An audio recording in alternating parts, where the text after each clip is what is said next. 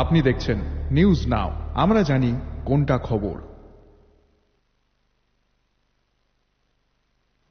सीमित सिंचाई, मिट्टी का कटाव और पुरातन कृषि पद्धतियों ने राज्य की इष्टतम कृषि उत्पादकता में बाधा उत्पन्न की है। इसके साथ ही लगातार बदलती जलवायु भी कृषि व्यवस्था को लगातार चुनौती दे रही है।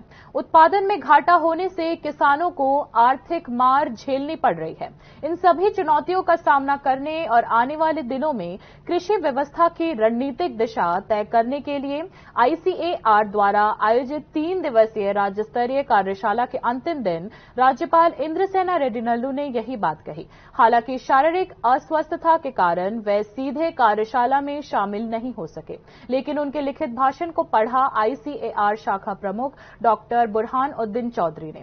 ICAR त्रिपुरा शाखा ने पहले ही इस लक्ष्य की दिशा में कार्य करना शुरू कर दिया है और पहले से ही कई सारे नए किस्में विकसित की है, जिनमें एकीकृत कृषि प्रबंधन, अनानास की खेती के लिए आधुनिक कृषि प्रणाली, साल भर सब्जियों की खेती, चिकन की नई नस्ल टोकाबारी शामिल है, जिसने पहले से ही राज्य के किसानों के बीच काफी उत्साह पैदा कर दिया है। राज्यपाल इंद्रसेना रेड्डी नल्लू ने यही उल्लेख किया।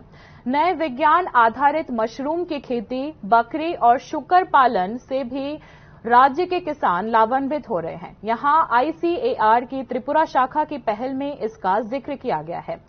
11 मार्च से शुरू हुई इस कार्यशाला में 70 किसानों ने विभिन्न विज्ञान आधारित कृषि प्रबंधन पर विशेष प्रशिक्षण प्राप्त किया।